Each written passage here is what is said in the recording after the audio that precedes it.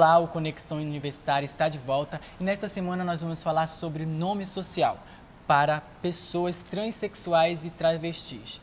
E para conversar com a gente hoje nós vamos receber o professor universitário e mestre em Direito, Guilherme Bennett. Guilherme, seja bem-vindo ao Conexão Universitária. Obrigado.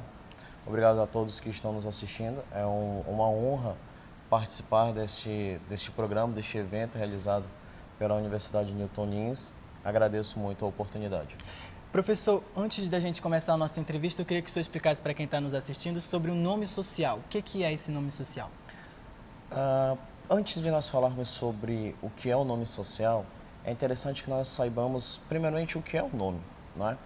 Porque você é identificado, por um exemplo, como Gabriel e eu sou identificado por Guilherme. Mas nem eu e nem você escolhemos os nossos nomes. Os nossos nomes foram dados pelos nossos pais. E muitas vezes, dependendo das circunstâncias em que se desenvolve este indivíduo dentro da sociedade, ele acaba por desenvolver a empatia com um outro sinal distintivo que não aquele que lhe foi dado pelos seus pais. Por um exemplo, eu me chamo Guilherme, mas ao longo da minha vida eu posso me identificar como Gustavo, não é? Você tem o nome de Gabriel e pode ao longo da sua vida se identificar como Fernando. Então, se os teus amigos, o corpo social, te reconhece como Fernando e não como Gabriel, isso é considerado o seu nome social. Mas quando nós estamos falando de pessoas que possuem o mesmo gênero e usam nomes, não é, para representar este mesmo gênero, a mudança no nome social ela é muito difícil. Entretanto, existem pessoas, né, na nossa sociedade que são os homossexuais, que são os travestis, que são as pessoas que sofrem de um transtorno de gênero, que é a questão da transexualidade.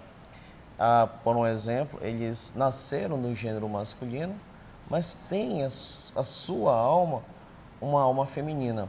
Então não tem como você atribuir a essa pessoa o nome de Guilherme se ela não se sente o Guilherme, se ela se sente, por um exemplo, a Fernanda. Então ela passa a ser reconhecida pelas suas características externas, por um exemplo, andar de salto, colocar um silicone, usar um botox, passa a ser reconhecida no seu corpo social como Fernanda e ela se sente Fernanda. Esse fato, essa circunstância de ela ser chamada de Fernanda, esse nome Fernanda, é considerado daí o seu nome social. No início do mês de março,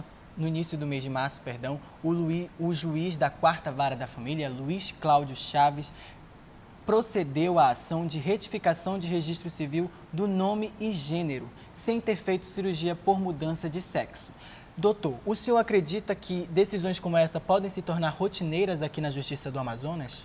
Olha só, quando a gente fala sobre o Amazonas, a gente não pode tirá-lo de um contexto, não é que a gente estaria falando aqui no Brasil. O que acontece?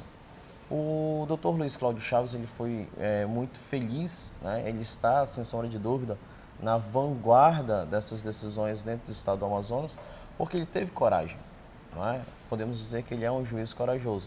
Isto porque nós estamos no ano de 2017, como você se referiu, março de 2017, tivemos a primeira decisão, tivemos a primeira sentença que reconhece o direito de um transexual ter o seu nome social sem que tenha sido necessário que se procedesse a cirurgia de transgenitalização. Contudo, isso não é um fato novo no Brasil. De acordo com o Pablo Stouza, a primeira decisão que se trata sobre mudança para nome social no Brasil é de 1992. De lá para cá, nós temos aí 22 anos. Então, você passa-se 22 anos no Brasil para que você possa inaugurar a ordem com relação a esse assunto no Amazonas. Eu acredito sim que essa será uma tendência dos outros juízes, porque às vezes o que nós percebemos é uma falta de coragem para você vencer os tabus que são postos na sociedade. E felizmente encontramos juízes como o Dr. Luiz Cláudio Chaves, que tem essa coragem e com toda certeza há de se inaugurar uma nova ordem no que concerne o reconhecimento do nome social para pessoas não só travestis, mas também os transexuais. Como é o processo na justiça para fazer a troca de nome? Antes de tudo, é imperioso que nós façamos uma distinção. É muito comum, popularmente, nos referirmos à mudança de nome como o nome pelo qual eu sou reconhecido. Se alguém me perguntar qual o seu nome, eu direi Guilherme.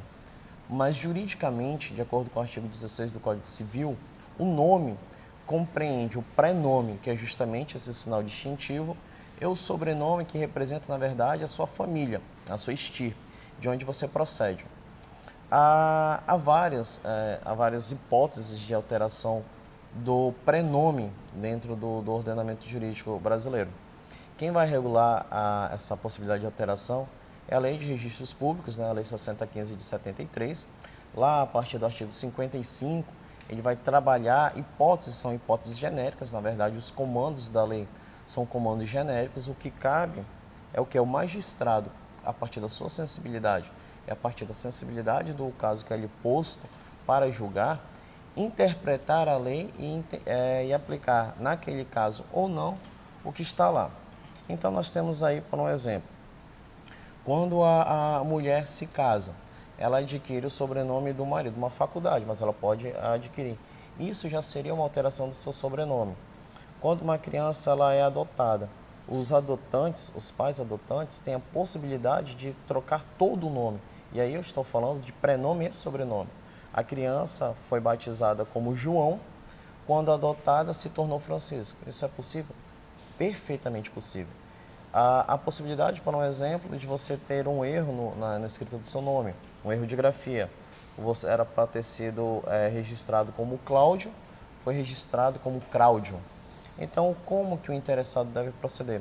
Ele ingressa com uma ação de retificação do registro, e aí, dependendo na matéria que está sendo discutida, ela pode ser distribuída ou à vara de registros públicos, ou poderá ser distribuído, como foi no caso do transexual, para a vara de família e sucessões. A gente vai dar uma pausa para o intervalo, mas daqui a pouco a gente continua a falar sobre o nome social aqui no Conexão Universitária. Não saia daí. A Universidade Newton Lins abre inscrições para a especialização em neuropsicopedagogia. Quer melhorar seu currículo, ampliar suas possibilidades? Se inscreva na especialização da Universidade Newton Lins. Basta acessar o site pós-graduação.newtonlins.br. Outras informações pelo telefone 3643-2165. Universidade Newton Lins. Nossa missão: educar a Amazônia. Estamos de volta com o Conexão Universitária desta semana, que está falando sobre nome social com o mestre e professor universitário Guilherme Benec.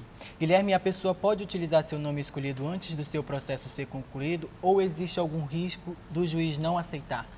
Não, muito pelo contrário. Porque se você está se referindo a nome social, você tem que demonstrar que você é socialmente reconhecido por aquele nome. Então, por que isso? Lá na Lei de Registros Públicos, o artigo 58, ele vai dizer que o prenome ele é imutável. Qual é a finalidade da lei determinar isso? Segurança jurídica. Imaginemos o seguinte, que você tenha cometido um crime e queira se furtar à administração da justiça. Qual é a melhor forma de você fazer isso? Mudar de nome, tirar novos documentos, e aí você deixa de ser Francisco e passa a ser Fernando. Então, quando a pessoa, o interessado, ele quiser fazer a alteração do nome dele para um nome social, pelo qual ele é reconhecido, o principal, o mais importante, é que ele demonstre ao juízo que aquele nome é pelo qual ele realmente é reconhecido na sociedade. Então, na verdade, o caminho é o inverso, ele tem que demonstrar para que o juiz aí possa deferir. Não é, porque eu me chamo Joaquim e a minha família me chama de Beto. Mas se você, na sociedade, você é conhecido como Joaquim, não como Beto, isso não seria condição suficiente para deferir a alteração do nome. Por quê? Porque socialmente, em todas as suas relações sociais, você continua sendo reconhecido como Joaquim e não como Beto. Então você precisa, não só na sua família, não só no seu trabalho, mas nas suas relações sociais, que você passa a ser reconhecido de outra forma, que não pelo seu nome de batismo. Professor, por exemplo, a Gabriela quer se tornar Gabriel. Ela pode dar entrada nesse processo na Defensoria Pública? Não só na Defensoria Pública, porque o que acontece? O público da Defensoria Pública são as pessoas menos favorecidas, não é? Salvo o melhor juízo, aquelas pessoas que são isentas da contribuição do imposto de renda. Quem ganha um pouco mais do que isso não é público da Defensoria Pública. Daí que nós temos não só a Defensoria Pública, que faz um excelente trabalho, mas também os núcleos de práticas jurídicas das faculdades de Direito. Inclusive, o núcleo de prática jurídica da Newton Lins é um órgão capaz de ingressar com essa ação para o interessado. Basta, claro, que a pessoa também comprove o quê? Hipossuficiência econômica, que ela não tem condições de contratar um advogado e aí ela pode se socorrer ou da Defensoria Pública ou dos núcleos de práticas jurídicas das faculdades de Direito de Manaus. Obrigado, professor. O Conexão Universitária vai ficando por aqui, mas antes nós queremos convidar você a mandar a sua sugestão de pauta para o e-mail que aparece no seu vídeo. E até a próxima!